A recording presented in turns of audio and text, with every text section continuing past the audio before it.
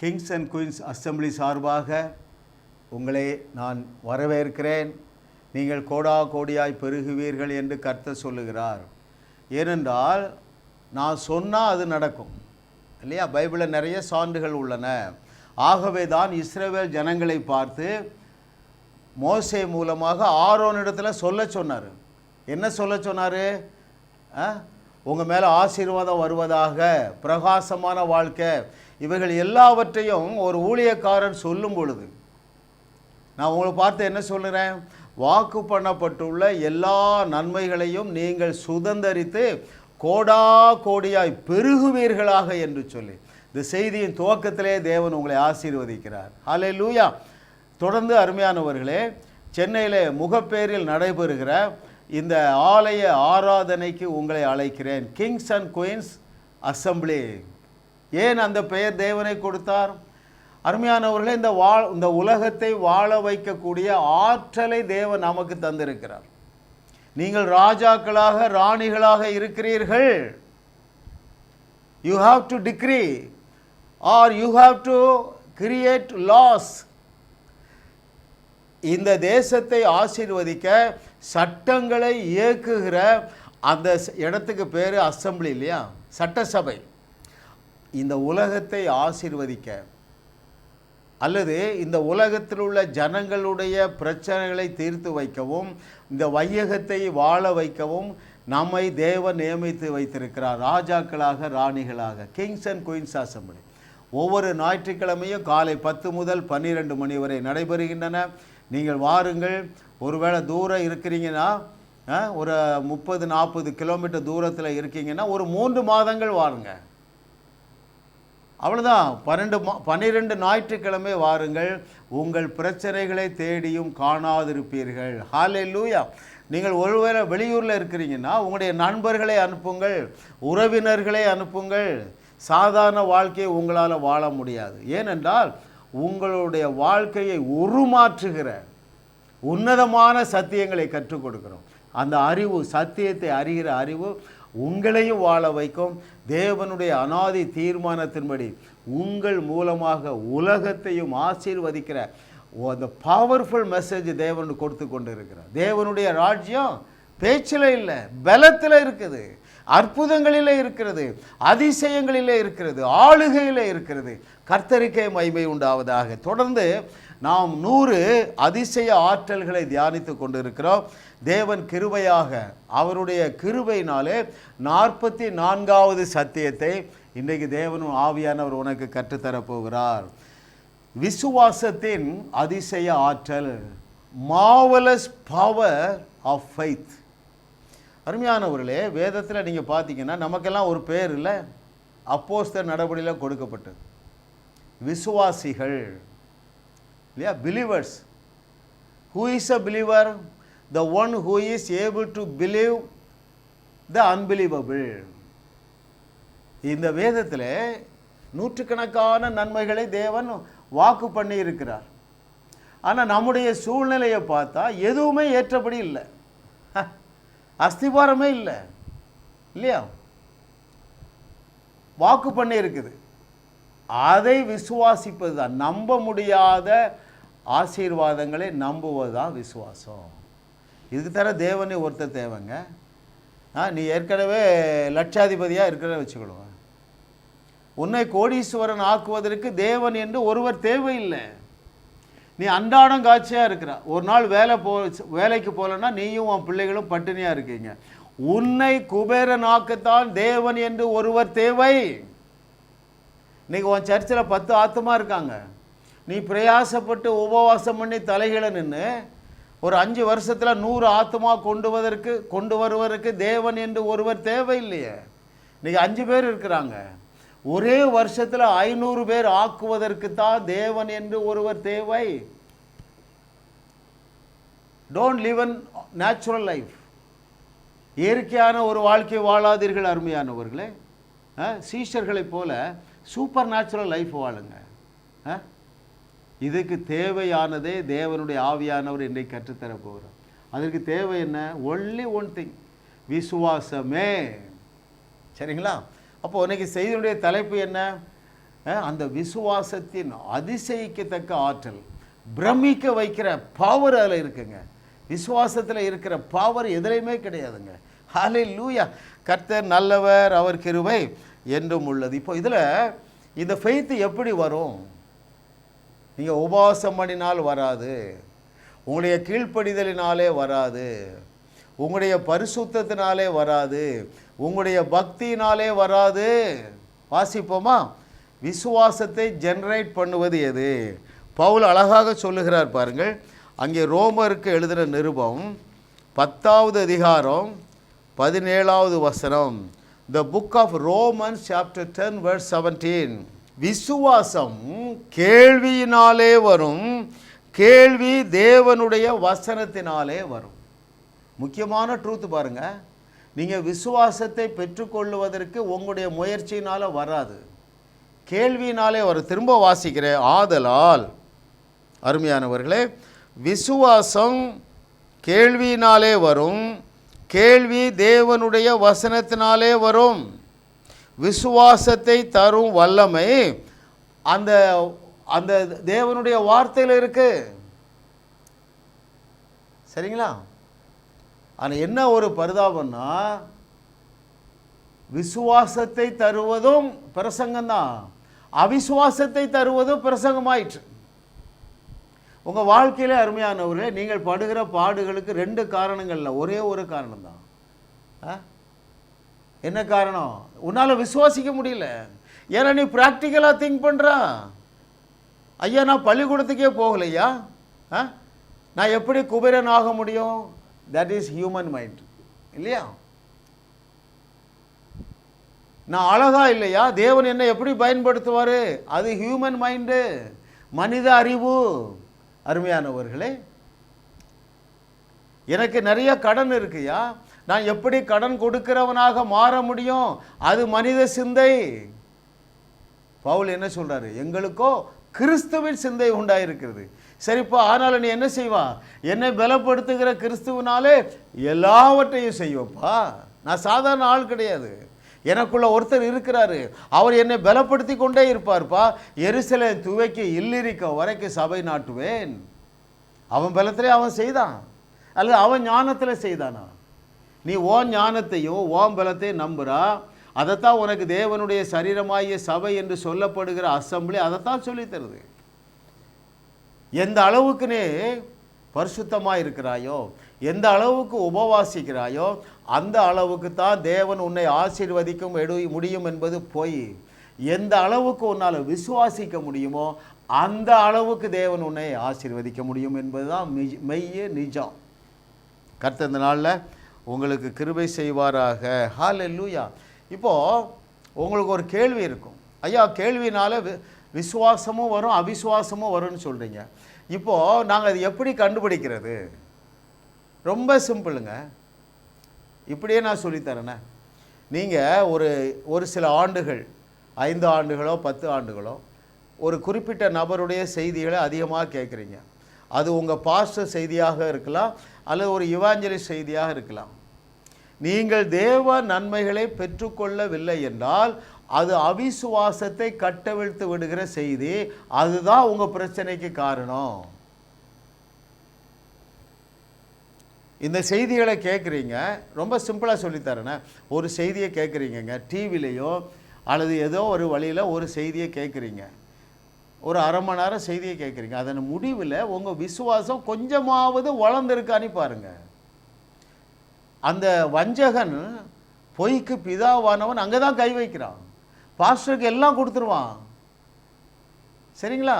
1000 ஆத்மாவும் வந்துடுறாங்க. ஆனால் அவர் துர்ச்செய்தியே பிரசங்கிப்பார். அவிசுவாசமாகிய கப்பலை தைரியமாக டேமேஜ் பண்ணுவார். 1000 பேரும் வாழாவட்டியாக இருக்காங்க. அதனால தான் நான் ஆதங்கத்தோடு பேசி கொண்டு இருக்கிறேன். அருமையானவர்களே, உங்களுடைய விசுவாசத்தை தூண்டிவிடக்கூடிய செய்தி அல்லது உங்களுடைய விசுவாசத்தை விருத்தி அடைகிற செய்திகளை கண்டுபிடிச்சு கேளு மகனே. 90% செய்திகள் உங்களுடைய விசுவாசமாகிய கப்பலை சேதப்படுத்துகிறவைகள் என்பதை மறந்து போகாத. It is your choice. நீ நல்ல மரத்தின் கனியையும் புசிக்கலாம், மரண மரத்தின் கனியை புசிக்கலாம், ஆண்டவர் தடை செய்ய மாட்டார். உன்னுடைய விசுவாசத்தை விண்ணை தொடுகிற விசுவாச வீரனாக மாற்றக்கூடிய செய்திகளும் இருக்கின்றன. உன் விசுவாசமாகிய கப்பலை சேதப்படுத்துகிற பிரசங்கமும் இருக்கின்றன. நீ கண்டுபிடி, வாழ்ந்திருப்பாய், சுகித்திருப்பாய், வையகத்தையும் வாழ வைப்பாய். ஹல்லேலூயா. கர்த்தர் நல்லவர், அவர் கிருபை என்றும் உள்ளது. பாருங்க, ஏன் விசுவாசம் மிக மிக முக்கியம்? சரிங்களா? ஏன் ஐயா இந்த விசுவாசம் மிக மிக முக்கியம்? வேதத்தில் வேற எதுக்குமே அப்படி முக்கியத்துவம் கொடுக்கலங்க. விசுவாசம் இல்லாமல் தேவனுக்கு பிரியமாக இருப்பது கூடாத காரியம். நீ தேவனை ப்ளீஸ் பண்ணனா ஒன்று தான் தேவைங்க, விசுவாசம்தான். உன் ஜபம் தேவனை பிரியப்படுத்தாது. நீ ஜபம் பண்ணணுமா? பண்ணணும். ஆனால் சத்தியத்தை அறிந்து பண்ணினால் உன் ஜபத்திற்கு பதில் கிடைக்கும். அருமையானவர்களே, உன் ஜபத்துக்கு பதில் கிடைச்சின்னா அதை அப்படியே தொடர்ந்து பண்ணு. உன் ஜபத்திற்கு பதில் வேணுமா? ஒவ்வொரு ஜபத்திற்கும் பதில் வேணும். அதுதான் நான் பேசி கொண்டு இருக்கிறேன். உன் வாழ்க்கையில் ஒரு நன்மையும் குறைபடக்கூடாது. அதைத்தான் தேவன் ஆவியானவர் உன்னோடு பேசி கொண்டு இருக்கிறார். ஜபம் செய்ய சிறந்த வழி, பெட்டர் வே டு ப்ரே. ஒரு போதர் இடத்துல கொடுத்தேன் பாருங்க, அவர் 30 வருஷம் ஊழியம் செய்கிறவர். இதை ஒரு நேரம் 2 நேரம் வாசித்தாருங்க. ஐயா, நான் இதை ஒரு 1000 புஸ்தகம் வாங்கி இந்த உபவாச ஜபம் நடத்துகிற எல்லா பாஸ்டருக்கும் கொடுக்க போகிறேன்னாரு. உபவாசம் பண்ணுகிறவர்கள் அதிகமாக எதையுமே பெற்றுக்கொள்ளுகிறது இல்லை. நான் சொன்னேன் பாருங்கள், ஒரு மகள் 38 வருஷம் புருஷன் இல்லாமல் வாழ்கிறான். கர்த்தர் நல்லவன்னு ருசி பார்க்கவே இல்லை. ஏன்னா வருஷம் 40 நாள் உபவாசம் பண்ணுறான். கண்ணு திறந்துட்டு, அங்கிள் நல்ல வேளை உங்கள் செய்தியை கேட்டேன், என் முட்டெல்லாம் காயம் பிடிச்சிட்டு. நீ அதை நம்புற பார்த்தியா? ஏன் தெரியுமா? நீ இதை செய்து தேவனை பிரியப்படுத்த பார்க்குறா. ஆனால் உனக்கு ஒரு சத்தியம் தெரியாது.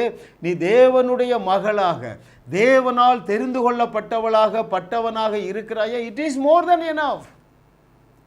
நீ இயேசுவை ஏற்றுக்கொண்டிருக்கலப்பா, நீ தேவ பிள்ளை தானே, ஞானஸ்நானம் எடுத்திருக்கிய, அதுலேயே தேவன் உன் மேலே 100 மடங்கு பிரியமாக இருக்காருப்பா. வசனம் எடுத்து காட்ட போகிறேன். எப்படியா சொல்லுங்க, என் மேலே பிரியமாக இருப்பாரா? அவிசுவாசமாகிய செய்தியை கேட்கிறா. ஆண்டவர் உன்னை தடை செய்ய மாட்டார். Choice is yours. உங்களுடைய விசுவாசமாகிய கப்பலை நாசப்படுத்துகிற செய்திகளை கேட்டு நீ நாசமாய் போனாலும் தேவன் உங்கள் கையை பிடித்து இழுக்க மாட்டார்.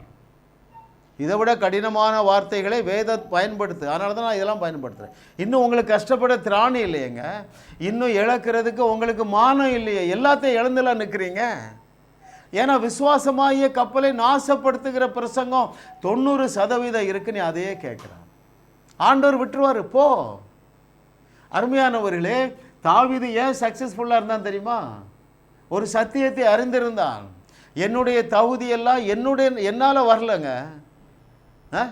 அவன் சொல்கிறான், இறப்ப எப்போ என்னை சுற்றி ஏகப்பட்ட பிரச்சனை இருக்குது. நானும் என்ன செய்கிறேன், திரும்ப திரும்ப பாவத்தில் கிடக்கேன். ஆனாலும் என் மீது தேவன் பிரியமாக இருக்கிறார் என்கிற சத்தியத்தை அறிஞ்சிருந்தான். அருமையானவர்களே, உங்கள் பிரச்சனை எல்லாத்தையும் ஒரு கப்பலில் ஏற்றுங்க. ஏன்னா அவ்வளோ பிரச்சனை இருக்குது இல்லை, எங்கே போனாலும் பிரச்சனை, எல்லாத்தையும் இழந்துட்டாரு. அநேகர் என்னோடு தொடர்பு கொள்கிறவங்க அழுதுகிட்டே தான் பேசுகிறாங்கங்க. அதனால தான் நான் இப்படி பேச வேண்டியிருக்கு. எல்லாத்தையும் இழந்தாச்சியா, தலை காட்ட முடியாதியா, வீட்டில் இருக்க முடியாதியா. கடன்காரங்க வந்து வீட்டில் வந்து உட்காந்துருக்கான். எனக்கு குழந்தை இல்லையா, என்னுடைய மாமியாரை என்ன தவறான வழியில் போய் ஒரு பிள்ளையை பெற்றுட்டுவான்னு சொல்கிறாங்க. அப்படிலாம் பிரச்சனை இருக்குதுங்க, கிரகிக்க முடியாத பிரச்சனைகள். ஒரே ஒரு தீர்வு, மகனே மகளே, நீ சத்தியத்தை சரியாக அறிந்தால் விசுவாசிக்க முடியும். விசுவாசிக்கிறவர்கள் மேல்தான் தேவன் பிரியமாக இருக்கிறார். வாசிப்போமா? தாவீது நல்லவனாங்க, ஆனால் அவனுக்கு ஒரு சத்தியம் தெரிஞ்சது, தேவன் என் மேலே பிரியமாக இருக்கிறார். 2 சாமுவேல் 22வது அதிகாரம் 20வது வசனம். The book of 2 Samuel chapter 22 verse 20 I shall read for you. அவன் என்ன அறிஞ்சிருந்தான் பாருங்க, இந்த சத்தியத்தை அறிஞ்சான். அவன் நல்லவன் கிடையாதுங்க, கொலைகாரன், அவ்வளோ அக்கிரமம் தான் பண்ணுவான். ஆனால் தேவனுடைய இருதயத்தில் இடம் பிடிச்சா என்னுடைய இருதயத்திற்கு ஏற்றவர். ஏன்னா அவன் ஒரு சத்தியத்தை அறிஞ்சிருந்தாங்க. he was chosen by God himself. தேவன் அல்லவா தெரிந்து கொண்டார். ஈசாயின் மகனாகிய மேய்ப்பனை, ஆடு மேய்க்கிறவனை தெரிந்து கொண்ட தேவன் உன்னை தெரிந்திருக்காரா இல்லையாங்க? அவனுக்கு ஒரு அறிவு இருந்து பாருங்க. அந்த அறிவு விசுவாசமாகிய கப்பலை ஸ்திரப்படுத்தி விட்டது. 2 சாமுவேல் 22:20 என் மேல் அவர் பிரியமாய் இருந்தபடியால், நான் நல்லவன் கிடையாது, நான் எல்லா அக்கிரமும் பண்ணினேன், ஆனால் அவருடைய பிரியம் மாறாததுனால விசாலமான இடத்துல என்னை கொண்டு வந்து என்னை தப்புவித்தார். நீ தப்புவிக்கப்பட வேண்டும் அல்லவா மகளே, மகனே? உன் புருஷ குடியிலேருந்து வெளியே வரலையே, தவறான வழியில் போகிறானே. இப்படி நீ 1000 பிரச்சனையை ஏற்றிக்கிட்டு, ஒரு கப்பலை ஏற்றிக்கிட்டு நீ தேவனண்ட போனீன்னா ஒன்றே ஒன்று தான் சொல்லுவார், நீ சத்தியத்தை சரியாக அறியவில்லை. சத்தியத்தை அறிஞ்சால் என்ன நடந்திருக்கும்? உன்னால் நம்ப முடியாததை நம்ப இருக்க முடியும். உன்னால் எந்த சூழ்நிலையிலும் என்னை விசுவாசிக்க முடியும். விசுவாசமே உலகத்தை ஜெயிக்கிற ஜெயம். அதற்கு தேவை சரியான சத்தியத்தை அறிய வேண்டும். இதை விட யாருமே தெளிவாக சொல்லி தருவாங்களான்னு எனக்கு தெரியல அருமையானவர்களே. அப்போது தேவனை பிரியப்படுத்துறது உங்கள் விசுவாசம் தான், உங்கள் பரிசுத்தம் கிடையாது. ஏன்னா உங்கள் பரிசுத்தில் நிறைய குறை இருக்குன்னு அவருக்கு தெரியும், உனக்கு தெரியும், எனக்கு தெரியுமே.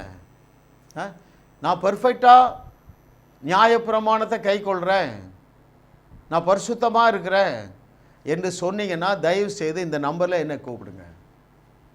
நீ இயேசு சொன்னதையே பொய் நீ சொல்கிறா. இயேசு கிறிஸ்து என்ன சொன்னார்? நல்லவன் ஒருத்தனும் இல்லைன்ட்டார். அருமையானவர்களே, நம்முடைய மாமிசமும் நம்முடைய சிந்தையும் எப்பொழுதும் பாவம் செய்துட்டு தான் இருக்கும். அதனால தான் ஆண்டவரே சொன்னார், ஒரு நீதிமான் 7 நேரம் விழுந்தாலும் எழுந்திருப்பாங்க, நீ 1 மணி நேரத்துக்கு 7 நேரம் விழுந்தாலும் எழுந்திருப்பா. எப்பொழுது?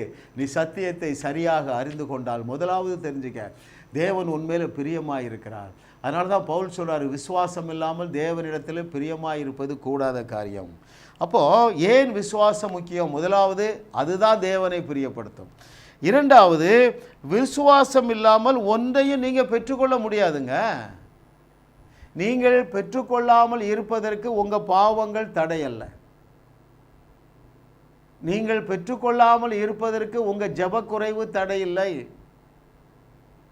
நீங்கள் பெற்றுக்கொள்ளாமல் இருப்பதற்கு ஒன்றே ஒன்று தான் தடை, உங்களுடைய அவிசுவாசம். மூத்த அப்போஸ்தலன் சொல்கிறாருங்க, முதிர்ந்த வயதில் சொல்கிறாரு, என்ன சொல்கிறாரு? விசுவாசத்தில் ஆஸ்திரோமா கர்த்தர் நல்லவர், அவர் கிருபை என்றும் உள்ளது. யாக்கோபு பாருங்கள், எபிரேயருக்கு அடுத்த புஸ்தகம் யாக்கோபு 1வது சாப்டரில் அதை பஞ்சு பண்ணுறாருங்க. ஏன் உங்களுக்கு தேவனிடத்திலிருந்து ஒன்றையும் பெற்றுக்கொள்ள முடியவில்லை? யாக்கோபு 1வது அதிகாரம் 6வது 7வது வசனங்கள். ஆனாலும் அவன் எவ்வளவாயிலும் சந்தேகப்படாமல் விசுவாசத்தோடே கேட்க கடவன். சந்தேகப்படுகிறவன் காற்றினால் அடிபட்டு அலைகிற கடலின் அலைக்கு ஒப்பாயிருக்கிறான். அப்படிப்பட்ட மனுஷன் தான் கர்த்தரிடத்தில் எதையாகிலும் பெறலாம் என்று நினையாதிருப்பானாக. எப்படி ஆரம்பிக்கிறாரு? அவன் எவ்வளவாகிலும் சந்தேகப்படாமல் விசுவாசத்தோடு கேட்க கடவன். நான் ஏன் சொல்கிறேன் தெரியுமா? உபவாசத்தில் ஜபத்துக்கு பதில் கிடைக்காது. யாரெல்லாம் விசுவாசிக்க முடியாதவர்களோ அவர்கள் தான் உபவாசம் பண்ணுறாங்க. சத்தியத்தை அறிந்தவர்கள் உபவாசம் பண்ண மாட்டாங்க. நாம் ஏற்கனவே பெற்றுக்கொண்டு விட்டோம். 1 யோவான் 5:15 பாருங்களேன். The book of 1 John chapter 5 verse 15, இது very இம்பார்ட்டன்ட்டுங்க. 1 யோவான் 5:15 நாம் எதை கேட்டாலும் அவர் நமக்கு செவி கொடுக்கிறார் என்று அறிந்திருந்தோமானால் அவரிடத்தில் நாம் கேட்டவைகளை பெற்றுக்கொண்டோம் என்றும் அறிந்திருக்கிறோம். பெற்றுக்கொண்ட பிறகு எதுக்குங்க உபவாசம்? அவனுடைய கிருபையினால் நான் சொல்கிறேங்க. கர்த்தருடைய கிருபையினால் நான் பேசும்போது நூற்றுக்கணக்கான நபர்கள் ஒவ்வொரு மாதமும் ஜெபம் பண்ணுறாங்க. அற்புத சுகத்தை பெற்றுக்கொள்கிறார்கள். தரித்திரத்திலிருந்து வெளியே வராங்க. செவிட்டு காது திறக்குது. பிரிந்து போன குடும்பங்கள் இணைகின்றன. இன்னும் என்னது, குடிப்பழக்கம் உள்ளவங்க வெளியே வந்துடுறாங்க. படிக்காதவர்கள் பெஸ்ட்டாக படிக்காங்க. ஏனென்றால் இவைகள் எல்லாம் உங்களுக்கு வந்துவிட்டது என்கிற அறிவு, பெற்றுக்கொண்டோம் என்ற அறிவு. திரும்ப அதை வாசிங்க அருமையானவர்களே. 1 யோவான் 5:15 பெற்றுக்கொண்டோம். கர்த்தர் நல்லவர். நான் யாருக்கும் ஜெபிக்கிறே இல்லைங்க, பேசுகிறேங்க, தனியாக ஜெபம் செய்கிறேன், ட்ராவல் பண்ணும்போது அந்நிய பாஷை பேசுகிறேன், ஜெபம் பண்ணுறேன், ஆண்டவரோடு உறவில் இருக்கிறேன், இரவும் பகலும் வேதத்தை தியானித்துக்கிட்டு இருக்கேன். கிருபை கிருபை கிருபை. அருமையானவர்களே, நான் எந்த வியாதிக்காகவும் எந்த தேவைக்காகவும் யாருக்காகவும் ஜெபிக்கிறதை விட்டு 5 வருஷம் ஆச்சு. ஒரு 5000 6000 பேர் விடுதலை அடைஞ்சிருக்காங்க. ஏன்னா அதுதான் இயேசு கற்றுக் கொடுத்த மொழி. இறையாதே அமைதலாயிரு, அதாங்க ஜெபம். படுக்கையை எடுத்துக்கொண்டு நட, அதான் ஜெபம். லாசருவே வெளியே வா, அதான் ஜெபம். கர்த்தர் நல்லவர். அருமையானவர். விசுவாசிக்கிறவர்கள் அழுது ஜெபம் பண்ண மாட்டாங்க. அழுக வராத. ஏன் உங்களுக்கு ஜெபத்தில் அழுக வருது? பெரிய பெரிய ஊழியர்கள்லாம் கேமராவுக்கு முன்னாமல் அழுகிறாங்க, அவ்வளோ நடிப்பு. ஏன் அழுக வருது? ஆண்டவர் தந்துட்டார்னு சொன்னால் எப்படிங்க அறிவு வரும்? சரி, அது கூட உங்களால் முடியல. ஆண்டவர் தந்துருவார்னா எப்படி அழுக வரும்? எப்போ அழுக வரும்? அவிசுவாசத்தினால் மாத்திரம்தான் அழுக வரும். உன் ஜபத்துக்கு ஏன் பதில் கிடைக்கல வந்துட்டா, உன் ஆளுகைக்கு ஏன் ஜபம் வரல, ஏன் பதில் கிடைக்கல, அழுதா வராது. ஏன்னா அழுதா அவிசுவாசம். விசுவாசிக்கிறவர்களால் அழவே முடியாதுங்க. நான் எழுதி தரவா? என்ன பிரசங்கம் பண்ணுறாங்க? நீ அழுதா கிடைக்கும். அழுவது அவிசுவாசம். இருக்கிறதையும் இழந்துடாத. சத்தியத்தை அறிந்து கொள் மகளே. ஆண்டவர் கையை பிடித்து இழுக்க மாட்டார். அப்போது முதலாவது பார்த்தோம், தேவனிடத்தில் நம்ம தேவனுடைய இருதயத்தில், அதாவது தேவனுக்கு பிரியமாக இருக்கணும்னா நீ விசுவாசித்தால் போதும். இரண்டாவது என்ன பார்த்தோம்? விசுவாசம் இல்லாமல் ஒன்றையுமே பெற்றுக்கொள்ள முடியாது. அதாவது இந்த இம்பார்ட்டன்ஸ் ஆஃப் ஃபெய்த்தை நான் டீச் பண்ணுறேன். மூன்றாவது பாருங்கள், உங்கள் விசுவாசமே உலகத்தை ஜெயிக்கிற ஜெயம். What does it mean? அப்படின்னா என்ன அர்த்தம்? உன்னுடைய வாழ்க்கையில் காணப்படுகிற அத்தனை பிரச்சனைக்கும், உலகத்தில் உள்ள அத்தனை பிரச்சனைக்கு ஒரே தீர்வு விசுவாசம். உலகத்தை ஜெயிக்குங்க. இயேசு கிறிஸ்து சொன்னாருங்க, கோவிடை நம்ம அப்படி தான் ஜெயித்தோம். அருமையானவர்களே, செங்கடலை அப்படி தான் தாண்டினாங்க. எரிகோ மதலை அப்படி தான் சுதந்திரிச்சாங்க எரிகோ பட்டணத்தாரே. அருமையானவர்களே, உலகத்தை ஜெயிக்கிறது இம்பார்ட்டன்ஸ் கொடுக்குறியா? இல்லை இன்னும் விசுவாசத்தை சேதப்படுத்துகிற பிரசங்கத்தை கேட்குறியா? Choice is yours. பைபிளில் ஒரு 2 இன்சிடெண்ட் வாசிக்க போகிறோம். சரிங்களா? 2 மேஜர் இன்சிடெண்ட். பிறவி சப்பானிங்க. ஒருவேளை அவனுக்கு ஒரு 30-40 வருஷம். ஞாயிற்றுக்கிழமை 10 மணிக்கு ஆராதனையா, அந்த குடும்பத்தார் என்ன செய்வாங்க? அவனை தூக்கி கொண்டு அலங்கார வாசலில் வைப்பாங்க. பேதுரு போய் பேசுகிறான், ஜெபமன்ல பேசுகிறான், அல்லது பிப்ளிக்கல் லாங்குவேஜில் ஜெபமன்னான்னு வச்சுக்கிடுவோமே. வெள்ளியும் பொண்ணு எனக்கு உனக்கு தேவையில்லைப்பா, என்கிட்ட ஒன்று இருக்குது, அதை தாரேன், இயேசுவின் நாமத்தில் எழுந்து நட. ஜனங்களெல்லாம் பிரமிச்சிட்டாங்க, கிரகிக்க முடியல. இது எப்படி ஐயா? நாங்கள் காலையில் தூக்கிட்டுலாம் உட்கார வச்சோம், அவன் நடனமாடுறான், குதிக்கிறான், துதிக்கிறான். அப்போ சொல்கிறான், எல்லோரும் கொஞ்சம் இருங்க, ஒரே ஒரு காரணத்தினால்தான் இவன் எழுந்து நடந்தான். அற்புதம் நடந்தது. வாசிப்போமா? என்ன முக்கியமான ட்ரூத்து பாருங்கள் அருமையானவர்களே. உங்களுக்கு விசுவாசம் மாத்திரம் போதும், அது இலவசம். ஒரு 100 செய்தியை கேளுங்க, நீங்கள் விண்ணை தொடுகிற விசுவாசத்தினாலே சூழப்படுவீர்கள். பிரியமானவர்களே, உங்கள் விசுவாசம் விண்ணை தொட வேண்டுமா? இந்த 365 செய்தியில் ஒரு 100 செய்தியை கேளு. நீ 10 செய்தி கேட்ட உடனே விசுவாசம் துவங்கிடும். எனக்கு 10 செய்தி 2 நாளில் 3 நாளில் கேட்டேன், எனக்கு விசுவாசம் வரலன்னா யாரும் என்னை அழைக்கலாம், ஐ எம் ஆல்வேஸ் அவைலபிள். அருமையானவர்களே, அங்கே அப்போஸ்தலர் நடபடிகள் 3வது அதிகாரம், the book of Acts chapter 3 verses 16. அவன் காரணத்தை சொல்கிறான் பாருங்கள், பின் பாயிண்ட் பண்ணுறாங்க, பஞ்சு பண்ணுறாங்க. அந்த பேதுரு அப்போஸ்தலர் 3வது அதிகாரம் 16வது வசனத்தில், கர்த்தர் நல்லவர், அவர் கிருபை என்றும் 2 நேரம் சொல்கிறாங்க. ஒரே வசனத்தில் 2 நேரம் ஒன்று சொல்கிறான். அவருடைய நாமத்தை பற்றும் விசுவாசத்தினாலே அவருடைய நாமமே நீங்கள் பார்த்து அறிந்திருக்கிற இவனை பலப்படுத்தினது. அவரால் உண்டாகிய விசுவாசமே உங்கள் எல்லாருக்கும் முன்பாக இந்த சர்வாங்க சுகத்தை இவனுக்கு கொடுத்தது. ஹலோ, கவனிங்க, அதை நீங்கள் வாசிங்க வீட்டில். விசுவாசத்தினாலே, அதை ரவுண்ட் பண்ணுங்க. இன்னும் சொல்கிறாரு, விசுவாசமே வேற எதுவும் இல்லைங்க என்கிட்ட. அவரை பற்றுகிற விசுவாசம். உங்கள் விசுவாசமே உலகத்தை ஜெயிக்கிற ஜெயம். உங்கள் விசுவாசமே குடும்பத்தை கட்டுகிற ஜெயம். குடிகார கணவனை திருத்துவது உங்கள் விசுவாசம். மகளே, உன் விசுவாசம் போதும். என் செய்தி 50 செய்தியை கேள, உன் புருஷன் குடிக்கிறது வெளியே வருவான். உன் புருஷன் தவறான தொடர்புக்கு போக மாட்டான். உன்னை அன்பாக வைத்திருப்பான். அருமையானவர்களை, கர்த்தர் நல்லவர் பாருங்க. விசுவாசமே.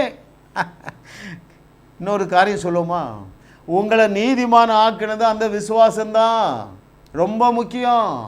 நீ பரிசுத்தமாக வாழ்ந்த தேவ நீதி ஆக முடியாது. விசுவாசமே விசுவாசமே. அந்த மேன்னு சொல்லி ஒரு அடி சைஸில் பிரிண்ட் அவுட் போட்டு வைங்க. கீழே விசுவாசமேன்னு சின்னதாக எழுதி. நீ விசுவாசத்தில் விருத்தி அடைஞ்சிட்டேன்னா உன்னால் பாவம் செய்ய முடியாது. ஹல்லேலூயா. ரோமர் 3வது அதிகாரம் 28வது வசனம் பாருங்க. ஆதலால் மனுஷன் நியாய பிரமாணத்தின் கிரியைகள் இல்லாமல், உபவாசம் இல்லாமல், விசுவாசத்தினாலேயே நீதிமானாக்கப்படுகிறோம் என்று நாங்கள் முடிவு பண்ணுறப்பா. பவுல் சபையில் பேசுகிறான். எப்பா, ஏன் கீழ்ப்படிதல் ஒன்றுக்கும் உதவாது. மனுஷன் நீதிமான் ஆகிறதுக்கு ஒரே ஒரு வழிதான், விசுவாசத்தினாலேயே. எதையும் அது கூட சேர்க்காத. இன்னொரு வசனம் பாருங்கள்.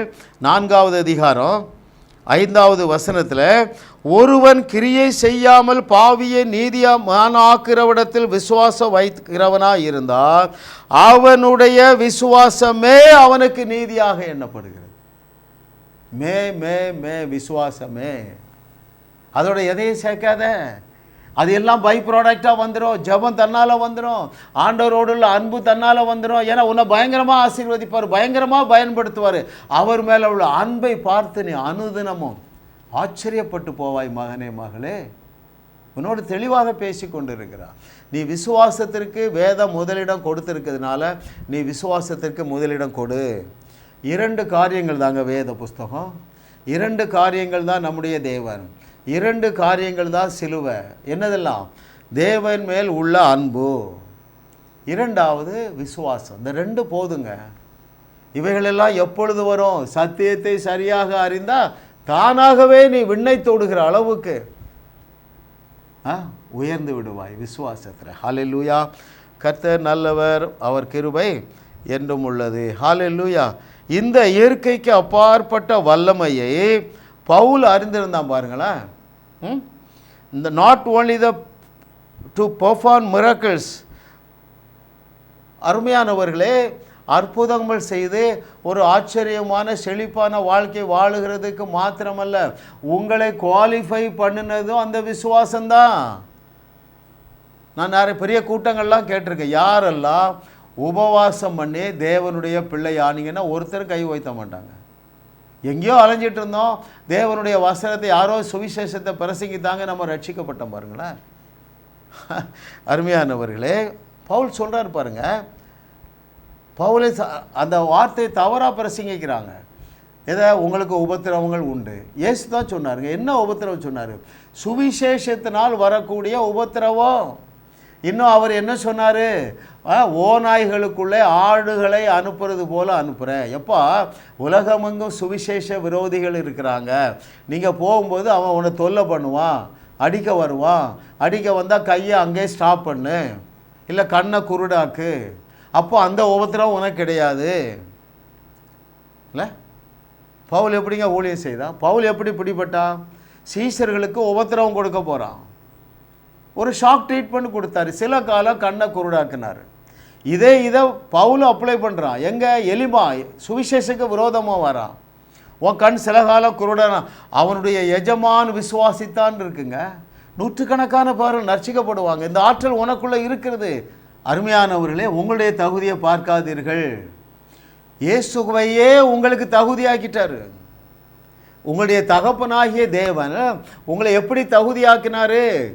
1 கொரிந்தியர் 1:24 மனப்பாடம் செய்யுங்க. நீ கிரேக்கனாக இருந்தாலும் சரி, உதவா கரையாக இருந்தாலும் அவர் என்ன சொல்கிறாரு? கிறிஸ்துவையே உனக்கு தேவ நீதி ஆக்கிட்டாரு. அவர் தேவநீதியை நீ தேவநீதியை பெற்றவன் அல்ல, உச்சந்தலையிலேருந்து உள்ளங்கால் வரைக்கும் தேவநீதியாகவே இருக்கிறார் மகனை, ஏன் சோர்ந்து போறா? எழுந்துரு. தெபொராளுக்கு எதுவுமே சாதகமா இல்லை, ராகாபுக்கு எதுவுமே சாதகமா இல்லை, கானானிய ஸ்திரீக்கு எதுவுமே சாதகமா இல்லைங்க. எழுந்தாங்க, அற்புத வாழ்க்கை வாழ்ந்தார்களா இல்லையா? ஹல்லேலூயா. அதனால தான் விசுவாசத்தை குறித்து நீங்கள் சீரியஸாக இருக்கணும் அருமையானவர்களே. அவன் என்ன சொல்கிறான் பாருங்க, அவன் போராடினாங்க. எதுக்கு தெரியுமா? விசுவாசத்தை காத்துக்கொள்ளதாங்க போராடினா. கல்லறையில் எழுதி வைக்கிறீங்களா? கல்லில் என்ன சொல்கிறான்? வாசிப்போமா? கர்த்தர் நல்லவர். 2 தீமோத்தேயு 4:7.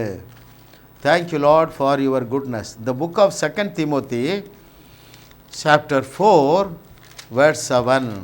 Thank you Lord for your goodness. 2 தீமோத்தேயு 4:7 பாருங்கள். நல்ல போராட்டத்தை போராடினேன், ஓட்டத்தை முடித்தேன், விசுவாசத்தை காத்து கொண்டேன். விசுவாசத்தை காத்து கொள்ளுவது தாங்க அவன் பிரயாசப்பட்டான். எத்தனை பேர் சீரியஸாக எடுக்க போகிறீங்க? அவன் வியாதியிலேருந்து போராடலைங்க, கஷ்டத்திலேருந்து போராடலை, கண்ணீர்லேருந்து தெளிவாக சொல்கிறார் பாருங்க, விசுவாசத்தை காத்து கொண்டேன். அதுக்கு தான் நான் ட்ரை பண்ணிகிட்டே இருக்கிறேங்க. அந்த ஒன்றுக்காக தான் நான் என்ன செய்கிறேன்? பிரயாசப்படுறேன், ஒர்க் பண்ணுறேன். அருமையானவர்களே, தேவன் உங்கள் மீது எவ்வளவு அன்பு வைத்து குழந்தைக்கு சொல்லிக் கொடுக்கறது போல கற்றுக் கொடுக்குறார். நீ அதுக்கு போராடு. அதுக்கு நீ போராடுறதுக்கு இப்போ எங்கேயும் போக வேண்டியதில்லை. பாரு, உன் வீட்டில் யூடியூப் இருக்குது பாரு, யார் செய்தியை கேளு. அருமையானவர்களே, இப்போ உங்களுக்கு தெரிஞ்சிருக்கும் எந்த செய்தியை கேட்க வேண்டும் கேட்க கூடாது என்று சொல்லி. விசுவாசமாகிய கப்பலை ஸ்திரப்படுத்தப்பட வேண்டிய வேலை உன்னுடையது. கர்த்தர் இந்த உனக்கு கிருபை செய்வாராக. ஹல்லேலூயா. அதனால தான் சொல்கிறாங்க 1 தீமோத்தேயு 1:19 தீமோத்தேயுக்கு எழுதுகிறாரு, இந்த நல் மனசாட்சியை சிலர் தள்ளிவிட்டு விசுவாசமாகிய கப்பலை சேதப்படுத்தினார்கள். ஹலோ, விசுவாசங்கிறது கப்பல் போனதுங்க, அதை சேதப்படுத்துகிற பிரசங்கம் தான் நிறையா இருக்கிறது. அது என்ன செய்யும்? நல் மனசாட்சியை கெடுத்துரும். அங்கே தாங்க பிரச்சனை. உன்னுடைய மனசாட்சியை கெடுத்துரும். தேவன் உன் மேலே பிரியமா இல்லை, நீ 40 நாள் உபவாசம் பண்ணாதான் பிரியமாக இருப்பார், காலையிலே 1 மணி நேரம் நேர் முழங்கால நின்னாதான் பிரியமாக இருக்கிற பொய்ய காட்டாற்று வெள்ளம் போல கட்டவிழ்த்து விடுறாங்க. எனக்கு ரொம்ப அதிர்ச்சியாக இருக்குங்க அருமையானவர்களே. 2 நாட்களுக்கு முன்பதாக என்னுடைய அருமையான சகோதரன் மோகன் சி லாசரஸ் அவருடைய செய்தியை கேட்டேன். தேசத்தில் எழுப்புதல் வர வேண்டுமா? 2 காரியம் செய்யணுமா. ஒன்று என்ன செய்யணுமா? காலையிலே 3 மணி நேரம் முழங்கால நிற்கணுங்கிறார், அல்லது 2 மணி நேரம் முழங்கால நில்லுங்கிறார். அவர் சொல்கிறார், ஜபம் ஜபம் ஜபம் தேசத்துக்கு எழுப்புதல் கொண்டு வரும். முற்றிலும் வேதத்திற்கு புறமானது. I can challenge anyone. உன் ஜபம் அல்ல மகனே, உன்னுடைய விசுவாசம்தான் மலையை பெயர்த்து தள்ளும். மலை போல் இருக்கிற விரோதிகளை பெயர்த்து தள்ளுகிறது விசுவாசமா ஜபமா? தேவனுடைய வார்த்தையை அவமாக்குகிறவர்களே, எல்லாருடைய வாயை நான் கட்டுகிறேன். ஜனங்களை குற்ற மனசாட்சிகளை கொண்டு விடுறீங்க. அவன் நீ சொல்லிட்டானே, அவன் 1 வாரம் 2 மணி நேரம் முழங்கால் நிற்பான், அப்புறம் முடியாது. ஏன்னா மாம்ச முயற்சி முடியாது, குற்ற உணர்வு வந்துடுவான். நல் மனசாட்சியை கெடுத்துட்டியா, போச்சு. விசுவாசமாகிய கப்பல் நாசமாக போயிட்டு. உன் ஜபம் அல்ல, உன் விசுவாசமே உலகத்தை உருமாற்றும் மகனே. எழுப்புதலை கொண்டு வர்றதுக்கு விசுவாசம்தான் தேவை. நான் ஜபத்திற்கு விரோதி அல்ல. நான் எத்தனை புஸ்தகம் இன்ட்ரோடியூஸ் பண்ணுறேன் அருமையானவர்களே. உங்களுடைய நல்மன சாட்சியை கெடுப்பவர்கள் பெரிய பெரிய பிரசங்கிமார்கள். யாரெல்லாம் உனக்கு வேணுமோ நான் லிஸ்ட்டு தரேன், என்கிட்ட கூப்பிடு. இல்லை 1111 அருமையான மகனே மகளே, இதுக்கு மேலே இழக்கிறதுக்கு ஒன்றும் இல்லை. ஆனாலும் நான் அந்த பிரசங்கத்தான் கேட்பேன்னா ஆண்டவர் தடுக்க மாட்டார், நானும் தடுக்க மாட்டேன். அருமையானவர்களே, கர்த்தர் நல்லவர் பாருங்க. இப்போ கடைசியாக அருமையானவர்களே, ஆதாம் ஃபெயிலியர்னு நம்ம சொல்கிறோம், ஆபிரகாம் சக்ஸஸ் அப்படியே வச்சுக்கிடுவோமே. யார்? ஆதாம் ஃபெயிலியரு, ஆபிரகாம் சக்ஸஸ், அப்படி தானே? 2 பேரும் அருமையானவர்களே ஒரே சூழ்நிலையில் தான் வாழ்ந்தாங்க. 2 பேரும் தப்பு பண்ணாங்க. 2 பேரும் தேவனுக்கு கீழ்ப்படியாமல் போனாங்க. ஆனால் கீழ்ப்படியாமையின் மத்தியிலும் ஆபிரகாம் தேவனை விசுவாசித்தான், அதை அவர் அவனுக்கு நீதியாக எண்ணினாருங்க. நான் பல முறை காட்டியிருக்கேன் பாருங்கள். ஆதியாகமம் 12:1 உன் இனத்தாரை யாரையும் கூட்டு வராதுங்கிறாரு. லோத்தை கூட்டு வரான். வேறு யாரையும் கூட்டு வரக்கணும், எம்டி ஹேண்டடாக வாங்குறாரு. அவன் சொத்து சுகம் எல்லாவற்றையும் தான் கூட்டிகிட்டு வர்றான்.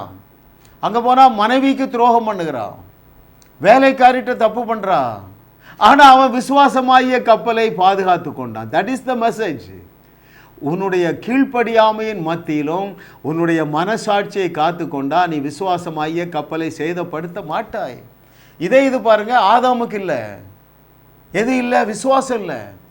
பயந்து ஓடிட்டு ஒளிஞ்சிட்டான். அருமையானவர்களே, கவனிக்கிறீங்களா? ஆதாம் ஏவாளுடைய தோல்விக்கு ஒன்றே ஒன்று தான் காரணம், அவிசுவாசம். ஆபிரகாமுடைய வெற்றிக்கு ஒன்றே ஒன்று தான் காரணம், அவனுடைய விசுவாசம். இப்போது இதில் இன்னொரு முக்கியமான ட்ரூத் நான் சொல்கிறேன். ஏன் ஆபிரகாமால் விசுவாசிக்க முடிஞ்சது, ஆதாமாலே விசுவாசிக்க முடியலை தெரியுமா? they doubted the love of God. தோல்வி அடைந்த எல்லாருங்க, யாரெல்லாம் எடுக்கலாம்? ஆதாமை எடுத்துக்கிடுங்க, சவுல் ராஜாவை எடுத்துக்கிடுங்க, வேற யார், இந்த யூதாஸ் காரியத்தை எடுத்துக்கிட்டு, இது எல்லாருக்கும் இவங்களால விசுவாசிக்க முடியல. அதற்கு ஆழமான காரணம் தேவனுடைய அன்பை சந்தேகிக்க வச்சுட்டான். பிசாசுக்கு அதானே வேலைங்க. நீ அன்பாய் தேவனுடைய அகாப்பே அன்பு, அந்த நங்கூரம் போன்ற அன்பை நீ புரிந்து கொண்டால் எல்லா சூழ்நிலையிலும் தேவனை விசுவாசிக்க முடியும். ரொம்ப முக்கியம் ட்ரூத்துங்க. நீங்கள் நினைக்கிறீங்க ஆதாமை தேவன் வெறுக்கவே இல்லைங்க. அவன் பயந்து ஒளிஞ்சிட்டான். ஏன் பயந்தான்? நான் தான் கீழ்ப்படியிலையே. அருமையானவர்களே, அதை உங்களுக்கு வாசிக்கவா? கர்த்தர் நல்லவர், அவர் கிருபை என்றும் உள்ளது. ஹல்லேலூயா, அவர் கிருபை என்றும் உள்ளது. பாருங்கள், வாசிக்கிறேன் உங்களுக்கு. அருமையானவர்களே, ரொம்ப முக்கியமான ட்ரூத்து. தேவனுடைய அன்பு கீழ்ப்படியாத ஆதாம் மீதும் ஏவாள் மீதும் மாறவில்லை. ஏனென்றால் அவர் அன்பாகவே இல்லை இருக்கிறாரு. ஆதியாகமம் 3வது அதிகாரம் 22வது வசனத்திலே 21லேருந்து வாசிக்கிறேன். தேவனாகிய கர்த்தர் ஆதாமுக்கும் அவன் மனைவிக்கும் தோல் உடைகளை உண்டாக்கி அவர்களுக்கு உடுத்தினார். அது அவருடைய அன்பா இல்லையா? அவமானத்தை தாங்க முடியல, வெக்கத்தில் இருக்கிறாங்க, இலைய வச்சு மறைக்கிறாங்க. ஆண்டவர் என்ன சொன்னாருங்க? ஒரு தோல் உடையை உண்டாக்கி கொடுக்கிறாருங்க. அடுத்து பாருங்க 22வது வசனம். பின்பு தேவனாகிய கர்த்தர், இதோ மனுஷன் நன்மை தீமை அறியத்தக்கவனா நம்மில் ஒருவரை போல் ஆனான். இப்பொழுதும் அவன் தன் கையை நீட்டி ஜீவ விருட்சத்தின் கனியையும் பறித்து புசித்து என்றைக்கும் உயிரோடு இராதபடிக்கு செய்ய வேண்டும் என்று. 23வது வசனம். அவன் எடுக்கப்பட்ட மண்ணை பயன்படுத்த தேவனாகிய கர்த்தர் அவனை ஏதேன் தோட்டத்திலிருந்து அனுப்பிவிட்டார். கவனிக்கிறீங்களா? அவனுக்கு சாபத்தை அவனே வருவித்து கொண்டான். அப்போ இந்த சாபத்தோடு நிரந்தரமான ஒரு வாழ்க்கை வாழ்ந்து விடக்கூடாது என்று சொல்லி, அவனுடைய சரீரத்திற்கு ஒரு மரணம் தேவை என்று சொல்லி அவன் என்ன செய்யக்கூடாது? ஜீவ விருட்சத்தின் மரத்தின் கனியை பூசிடக்கூடாதுன்னு அந்த துயரத்தில் அவன் தொடர்ந்து வாழ்ந்து விடக்கூடாது என்கிற அன்பின் நிமித்தமாக அவனுக்கு வெளியே அனுப்பினார். மகனே மகளே, காயின் கொலை செய்தாங்க, அவன் மேலேயே அன்பு மாறல. இந்த அன்பை நீ புரிஞ்சிட்டீன்னா எப்பொழுதும் விசுவாசிப்பான். ஒரு தப்பு செய்திடுறா, ஒரு அக்கிரமம் செய்திடுறா, உடனே உன் மனசாட்சி கெட்டு போகுது. ஏன்னா மனசாட்சியை கெடுக்கிற பிரசங்கம் தானே 90%. அது உனக்கு ஞாபகம் வரும். தேவனுடைய சாபம் ஞாபகம் வரும். எது உனக்கு ஞாபகம் வராது? உன்னுடைய பாவங்களையும் சாபங்களையும் சிலுவையிலே சுமந்து தீர்க்க அவர் சாபமானார். உனக்கு சாபம் கிடையாது, உனக்கு ஆக்கினை தீர்ப்பு கிடையாது, உனக்கு தண்டனை கிடையாது. யார் யாரெல்லாம் அறிஞ்சிருந்தாங்க? ஆபிரகாம் அறிஞ்சிருந்தாங்க. ஐயோ, I have lot of difficulties in my holy life. என்னுடைய பரிசுத்த வாழ்க்கை படாத பாடுபடுது. பட் அவைகளின் மத்தியிலும் தேவனுடைய அன்பு மாறாது. ஹல்லேலூயா, கர்த்தர் நல்லவர். தாவீது அறிஞ்சிருந்தாங்க. அங்கே 22வது அதிகாரம் 2 சாமுவேல் 22 சொன்னோம், அவர் என் மீது பிரியமாக இருக்கிறார். அவருடைய அன்பு மாறாது, பிரியம் மாறாதுங்க. இதை நீ என்னைக்கு விளங்கி கொள்ளுறியோ அப்போ தான் நீ பாவத்திலிருந்து வெளியே வர முடியும். ஆனாலும் நம்முடைய கீழ்ப்படிதலிலே 120 ஆண்டுகளிலும் குறை இருக்கும். கடைசி மூச்சு வரைக்கும் நம்ம நிறைய தப்பு பண்ணுவோம் பிரியமானவர்களே. அவர் நம்முடைய அன்புள்ள தகப்பனுங்க. கர்த்தர் நல்லவர். சொந்த குமாரன் என்றும் பாராமல் அவரையே உனக்காக தந்த தேவன் நீ செய்ய போகிற பாவத்தை நினச்சிட்டு இருப்பாரா? நீ ஏன் நினைக்கிறா? ஏன்னா நீ அப்படி நினைப்பூட்டுகிற பிரசங்கத்தை கேட்குறான். இன்றைக்கு மனம் திரும்புங்கள், சாய்ஸ் இஸ் யுவர்ஸ். அருமையானவர்களே, ஆல் வேர் வீக் இன் ஒபீடியன்ஸ். யாரெல்லாங்க? ஆதாம், ஆபிரகாம், சவுல் ராஜா, தாவீது ராஜா, யூதாசு, பேதுரு, கெட்ட குமாரன், எல்லாருடைய கீழ்ப்படிதலும் குறைவு இருந்தது. ஆனால் ஒரு சில சக்ஸஸாக இருந்தாங்க. அதுக்கு காரணம் எல்லா சூழ்நிலையிலும் தேவன் என்னை நேசிக்கிறார் என்கிற சத்தியத்தை அறிந்ததுனால அவருடைய விசுவாசம் விண்ணை தொட்டது. விண்ணை தொடுகிற விசுவாசத்தை நான் உனக்கு கட்டளை எடுக்கிறேன், அப்படியே ரிசீவ் பண்ணு. அருமையானவர்களே, கர்த்தர் நல்லவர், அவர் கிருபை என்றும் உள்ளது. அவர் கிருபை என்றும் உள்ளது. பாருங்கள், அது பாருங்கள். கடைசியாக முக்கியமான ஒரு சத்தியத்தை நான் பேசி முடிக்கிறேன். தெளிவாக சொல்கிறாருங்க. யோவான் அப்போஸ்தலன் சொல்கிறார், முதிர்ந்த அப்போஸ்தலன் சொல்கிறார், நீ தேவனுடைய அன்பை அறிந்திருந்தால், அது நேற்றும் இன்றும் என்றும் மாறாத அன்பு.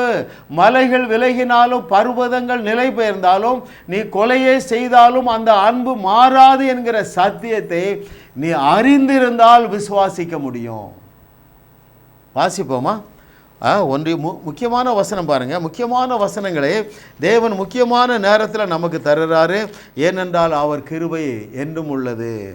1 யோவான் 4வது அதிகாரம் 16வது வசனத்தில் முக்கியமான வசனம் அவங்க நோட் பண்ணுங்கள். இது நோட் பண்ண வேண்டிய வசனம். 1 யோவான் 4:16, 4:16 of 1 John. தேவன் நம்மேல் வைத்திருக்கிற அன்பை நாம் அறிந்து விசுவாசித்திருக்கிறோம். தேவன் அன்பாகவே இருக்கிறார். கவனிக்கிறீங்களா ஐயா?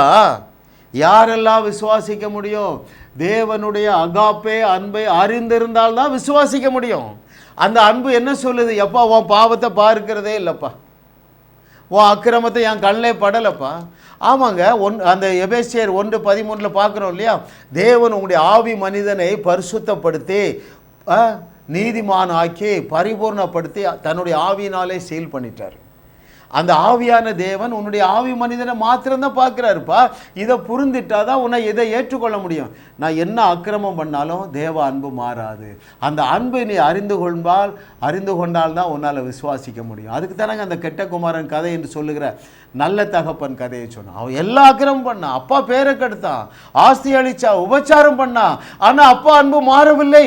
அந்த அன்பை அறிகிற அறிவை விளக்குவதற்காகத்தானே இயேசு கிறிஸ்து அந்த நல்ல தகப்பன் கதையை சொன்னார். அப்போ தான் உன்னால் விசுவாசிக்க முடியும். அந்த அகாப்பே அன்பு எதுங்க? பிரதிபலனே எதிர்பார்க்கிறது இல்லை. It does not expect anything from you except the faith. அது ஒன்றையும் எதிர்பார்க்கல. அது அகாப்பே அன்பு, மனித அன்பு அல்ல. அப்புறம் தன்னையே வலிக்க கொடுத்த அன்பு, தன்னையே கொடுத்த அன்பு. எல்லா பாவிகளுக்கும் இருக்கா இல்லையாங்க? துரோகி ஏவாளை விடலாங்க. ஆதாம் பச்சை துரோகம் பண்ண. ஆதாம் தான் சொன்னார் இந்த பழத்தின் கனியை பூசியாரு. அவனுக்கும் அன்பு காட்டினது. துன்மார்க்கன் யாரு? நம்ம தாவீது. எங்கே போனாலும் பாவம் தான் பண்ணுவான். அவனிடத்திலும் காட்டப்பட்ட அன்பு. துரோகிங்க ஆகார சொல்ல ஆகாரே உன் வயிற்றில் ஒரு துரோகி இருக்கிறான், அவனையும் நான் ஆசீர்வதித்து பெருகவே பண்ணுவேன். உன்னை எப்படிப்பா கைவிடுவார்? உன்னை எப்படி தலையாக்காமல் விடுவார்? நீ எப்படி மேலாகாமல் இருக்க முடியும்? சான்ஸே கிடையாதுங்க. That is the marvelous power of faith. Be serious to grow in this. அப்படியே ரிசீவ் பண்ணுறீங்களா? உங்கள் கண்களில் இருக்கிற செதிகள் விழத்தக்கதாக தேவனுடைய அதிசயத்தக்க ஆற்றலை நான் கட்டவிழ்த்து விட போகிறேன். உங்கள் கண்களில் உங்களை என்ன மறைச்சிட்ருக்கு? தேவனுடைய அன்பை குறித்த சந்தேகத்தை தருகிற செய்திகள் இன்னும் உங்கள் காதில் விழாது. அப்படியே ரிசீவ் பண்ணுங்க. Thank you Lord for your goodness. அதிசயங்களை காண பண்ணுகிற தகப்பனே, இந்த பிள்ளைகள் இந்த நாளிலிருந்து இதை சீரியஸாக எடுக்க போகிறாங்க. என்னுடைய அவிசுவாசத்தை கட்டவிழ்க்கிற என்னுடைய விசுவாசமாகிய கப்பலை சேதப்படுத்துகிற எந்த பிரசங்கத்தையும் நான் கேட்க மாட்டேன் என்று நீங்கள் முடிவெடுக்கிறீங்களா? அப்போ நான் பரலோக வல்லமையை கட்டவிழ்க்க போகிறேன். இந்த நாளிலிருந்து விசுவாசமாகிய கப்பலை சேதப்படுத்தக்கூடிய எந்த செய்தியையும் நான் கேட்க மாட்டேன். அப்படி ஒரு டிசிஷன் எடுங்க.